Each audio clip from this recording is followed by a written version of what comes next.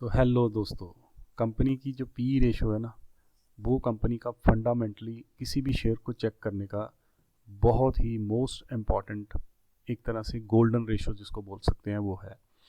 अगर किसी भी कंपनी की पी रेशो हाई है तो इसका मतलब वो कंपनी का शेयर बहुत ही ज़्यादा एक्सपेंसिव है। अगर किसी कंपनी की पी रेशो कम है तो वो कंपनी का जो शेयर है वो बहुत ही ज़्यादा इकोनॉमिकल है, चीप है, उसकी वैल्यू कम है। पी रेशो कम होने का मतलब ये नहीं होता कभी भी कि वो कंपनी अर्निंग नहीं कर रही है। बहुत सारी रीजंस हो सकती हैं। तो पी रेशो को चेक करने के लिए करंट प्राइस के ऊपर अगर हम अर्निंग पर शेयर को डिवीज़न कर देंगे तो हमें पी रेशो की वैल्यू पता चल जाएगी। पी रेशो को जानना इसलिए ज़रूरी है क्योंकि जो भी इन्वेस्टर्स हैं वो जब जब भी इन्वेस्टमेंट करते हैं तो पी रेशो जानना सबसे पहले ज़रूरी होता है। मैंने रेफरेंस के तौर पे screener.com से ये अभी डाटा निकाला है। तो चलिए दोस्तों, इस एग्जांपल के थ्रू हम समझते हैं कि पी रेशो है क्या। अब मान लीजिए कंपनी है वाई, उसकी परफॉर्मेंस पहले साल, दूसरे साल, तीसरे साल, चौथे साल और पाँचवें साल में दिखाई गई है। अर्निंग पर शेयर है पहले साल 12.5, फिर 15 रुपये 60 पैसे, फिर 19 रुपये 50 पैसे, फिर 24 रुपये 40 पैसे, फिर 50 रुपये 50 पैसे। अब जो पी रेशियो है वो सेम है, 10 10 10। इसका मतलब कंपनी, अब इसका मतलब शेयर की जो प्राइस है वो धीरे धीरे करके बढ़ रही है। मोटा मोटी ये समझ में आ रही है मुझे कि जितनी भी मैं इन्वेस्टमेंट कर रहा हूँ, मेरा 10 साल में पैसा मेरे पास वापस आ रहा है। अगर मुझे 125 रुपये इन्वेस्ट करने पड़ रहे हैं तो 10 साल में मतलब 12.5, अगर मुझे हर साल डिविडेंड फिक्स मुझे मिले तो 10 साल में मेरा पैसा वापस मुझे मिलने वाला है। अगर ये 10 की जगह पे 5 होती पी रेशो तो शेयर की प्राइस भी कम हो सकती थी यहाँ पे, ऑब्वियस सी बात है, राइट। तो this is known as the P ratio. अब पी रेशो को दोस्तों, पी रेशो बहुत ही इम्पॉर्टेंट है क्योंकि पी रेशो जो है वो एक तरह से जितनी भी टॉप इन्वेस्टर्स हैं, ये फंडामेंटल एनालिसिस का सबसे अच्छा टूल है। Price earning ratio, earning per share हमें ये बताती है कि कंपनी प्रॉफिट्स कितने कमा रही है और कंपनी को मुनाफा कितना हो रहा है।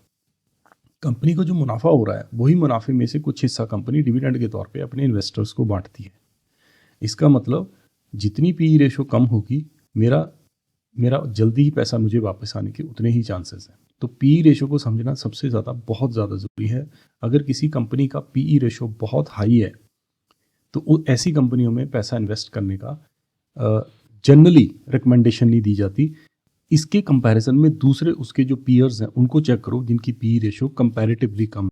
तो चलिए दोस्तों, अब मान लीजिए एक कंपनी है एक्स, उसकी प्राइस जो परफॉर्मेंस है ना उसको चेक करना बहुत ज़रूरी है। प्राइस परफॉर्मेंस हमें सिंपली, अगर मैं रिकमेंडेशन दूंगा तो moneycontrol.com से आप प्राइस की जो परफॉर्मेंस है वो निकाल के देख सकते हो। जब भी हम किसी कंपनी में पैसा इन्वेस्ट करते हैं तो आप देखो कि पिछले 3 साल का उसका परफॉर्मेंस क्या चल रहा है, प्राइस का पिछले 1 साल का परफॉर्मेंस क्या चल रहा है, YTD परफॉर्मेंस क्या चल रहा है, पिछले 3 महीने मतलब एक क्वार्टर में उसकी परफॉर्मेंस क्या चल रही है, मंथ में और वीक में। हो सकता है पिछले मंथ में उसकी परफॉर्मेंस अच्छी ना रही हो, बट उसके 3 महीने का चार्ट ये कह रहा है कि इसकी जो कंपनी की जो प्राइस परफॉर्मेंस है बहुत अच्छी है, या पिछले 3 साल की। तो ऐसी कंपनियों में इन्वेस्ट करने का बहुत अच्छा मौका होता है जब पिछले 1 1.5 महीने में या 2 महीनों में कंपनियों की जो प्राइस है वो एकदम से डिप कर जाती है किसी रीज़न की वजह से। तो ऐसी कंपनियां कम दाम पे हमें मिल रही होती हैं, तो ऐसी कंपनियों में पैसा इन्वेस्ट करने का बड़ा फ़ायदा रहता है। दूसरा इंपॉर्टेंट पार्ट है ऑपरेटिंग लीवरेजेस। अब लीवर का मतलब सिंपली समझियो, लीवर का मतलब सिंपली अगर हम कार दौड़ा रहे हैं तो हम अगर लीवर दबाएंगे तो कार तेजी से दौड़ेगी।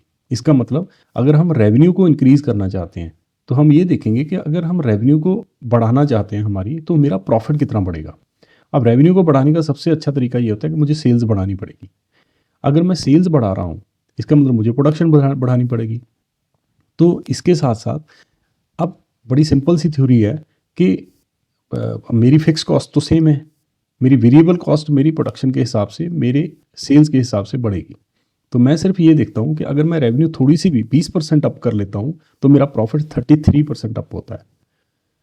तो ऑपरेटिंग लीवरेजेस हमें ये बताती है कि रेवेन्यू ग्रोथ कितनी है, प्रॉफिट ग्रोथ कितनी है, डिग्री कितनी है उसकी, कि मैं थोड़ी सी भी अगर रेवेन्यू इंक्रीज करूँ तो मेरी प्रॉफिट ग्रोथ कितनी आएगी। दूसरा जो फंडामेंटल एनालिसिस में सबसे इम्पॉर्टेंट चीज़ होती है वो होती है मैनेजमेंट चेंज। जब भी हम किसी कंपनी में पैसा इन्वेस्ट करते हैं तो आप उसकी न्यूज़ फ्लो ज़रूर चेक करो। ये देखो कि कंपनी के किसी एमडी ने या कंपनी की किसी टॉप मैनेजमेंट ने कोई रिज़ाइन तो नहीं किया। अगर पिछले 6 महीनों में रिज़ाइन तो नहीं किया, कंपनी का नया सीईओ तो नहीं अपॉइंट हुआ। तो ऐसी सिचुएशन में कंपनी से अगर मैनेजमेंट क्विट कर रही है, मैनेजमेंट छोड़ रही है, कंपनी को छोड़ के जा रही है मैनेजमेंट, तो इसका मतलब कंपनी के अंदर की जो सिचुएशन है वो कुछ ना कुछ गड़बड़ चल रही है। तो ऐसी कंपनियों से थोड़ा सा किनारा करना चाहिए। ऐसी कंपनियों में इन्वेस्टमेंट करने से पहले एक बार उसके न्यूज़ फ्लो को ज़रूर चेक करना चाहिए कि कंपनी की मैनेजमेंट में जो काम करने वाले लोग हैं वो कितने पुराने हैं। नेक्स्ट जो इम्पॉर्टेंट चीज़ आती है दोस्तों, वो आती है प्रमोटर स्टेक। अगर प्रमोटर अपना स्टेक बढ़ा रहे हैं कंपनी में तो इसका मतलब कंपनी की इंटरनल सिचुएशन बहुत अच्छी है। अगर प्रमोटर अपना खुद का ही स्टेक बेच रहे हैं इसका मतलब कंपनी की अंदर की जो सिचुएशन है वो अच्छी नहीं है। तो screener.com एक ऐसी वेबसाइट है जिससे हमें प्रमोटर्स के का अगर स्टेक हमें चेक करना हो कि वो इंक्रीज़ कर रहा है या डिक्रीज़ कर रहा है, बहुत ही एक्सीलेंट वेबसाइट है जिसके थ्रू हम बड़े आराम से चेक कर सकते हैं कि प्रमोटर का जो स्टेक है वो पिछले क्वार्टर में या पिछले साल में या पिछले 2 सालों में बढ़ा है या कम हुआ है। ऐसी कंपनियों में इन्वेस्टमेंट करने का बहुत फ़ायदा जिसमें प्रमोटर का स्टेक बढ़ता है। नेक्स्ट चीज़ जो सबसे इंपॉर्टेंट आती है वो आती है फंडामेंटल एनालिसिस में, वो आती है FII, फॉरेन इंस्टीट्यूशनल इन्वेस्टर्स। देखो इंडिया में सबसे ज़्यादा इन्वेस्टमेंट करने वाले हैं अमेरिकन्स और कैनेडियंस। इसके अलावा सिंगापुर, दूसरे देश भी हैं जो हमारे देश में बहुत इन्वेस्ट करते हैं, ह्यूज इन्वेस्टमेंट करते हैं।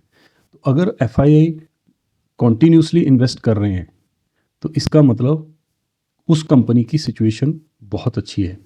वो कंपनी आने वाले टाइम में बहुत अच्छा प्रॉफिट ग्रोथ देने वाली है। कंपनी का जो प्रोडक्ट है बहुत ही एक्सेप्टेबल है जनरल पब्लिक में। तो ऐसी कंपनियों में इन्वेस्टमेंट करने का बहुत बड़ा फ़ायदा रहता है, फ्यूचर में उसकी प्राइस बढ़ती है। Same as DII, domestic institutional investor, जिसमें आती हैं insurance companies, banks, mutual funds, बड़े बड़े इंस्टीट्यूशंस। ये इंस्टीट्यूशंस अगर किसी कंपनी में बाइंग कर रहे हैं तो ये इंडिकेट करता है कि उस कंपनी की जो फ्यूचर की जो ग्रोथ है वो बहुत अच्छी होने वाली है, उसका प्राइस अप होगा और मुझे बहुत अच्छा मुनाफा कमा के दे सकती है वो कंपनी। अगर इसी सिचुएशन में विज़ा विज़ डिक्रीज़ कर रही है FII की सिचुएशन या DII की सिचुएशन, FII की इन्वेस्टमेंट या DII की इन्वेस्टमेंट, तो मुझे समझ लेना चाहिए कि कहीं ना कहीं कंपनी में अंदर कुछ ना कुछ गड़बड़ हो रही है। कंपनी के जो प्रॉफिट्स हैं वो डिक्लाइन कर रहे हैं, कंपनी का जो कैश फ्लो है वो कहीं ना कहीं इफेक्ट कर रहा है। तो मुझे ऐसी कंपनियों से थोड़ा सा किनारा करना चाहिए। तो मुझे एक क्रिटिकल चेकलिस्ट अगर बनानी हो कंपनी की तो मुझे किन किन चीज़ों का ध्यान रखना होगा। सबसे पहले टॉप लाइन ग्रोथ। अगर टॉप लाइन ग्रोथ 10% से ऊपर चल रही है किसी कंपनी की, उसको हम अच्छी सिचुएशन मानते हैं उस कंपनी की। अबीटा ग्रोथ अगर 10% से ऊपर चल रही है तो हम इसको भी कंपनी की एक अच्छी गुड सिचुएशन के हिसाब से जानते हैं।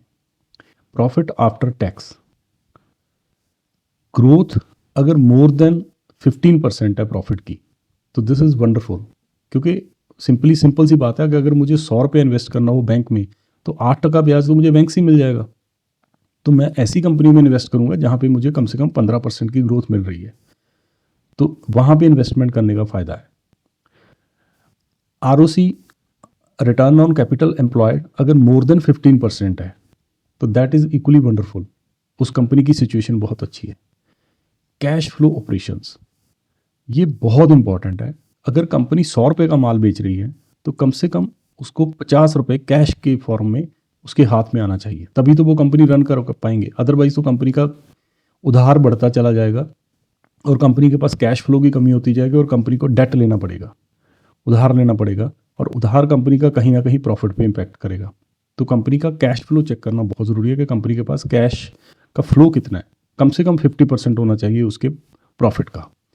कंपनी की बैलेंस शीट, कंपनी के शेयर होल्डर्स की सिचुएशंस, प्रमोटर की, FII की, DI की सिचुएशन क्या है, ये सब कुछ चेकलिस्ट का पार्ट है। स्टैंडर्ड डिस्क्लेमर है दोस्तों, मैंने अगर किसी कंपनी का शेयर का नाम लिया होगा वो मेरे पास नहीं है, और दूसरा मैं किसी भी शेयर की रिकमेंडेशन नहीं देता। एज़ पर दी सेबी गाइडलाइंस। मैं ये वीडियो केवल एजुकेशन पर्पज़ से बनाई गई है और इसका जो मूल पर्पज़ है वो एजुकेशन है, इन्वेस्टर्स को अवेयर करना है और जो नए इन्वेस्टर्स हैं उनको गाइड करना है। तो ये मेरी तरफ से एक स्टैंडर्ड डिस्क्लेमर है ट्रस्ट मी डियर की तरफ से। I am not registered with SEBI, मैं सेबी के साथ रजिस्टर्ड नहीं हूँ और मेरी जो यूट्यूब क्लासेस हैं वो सारी की सारी एक तरह से एजुकेशन पर्पज़ से बनाई गई हैं। Thank you so much.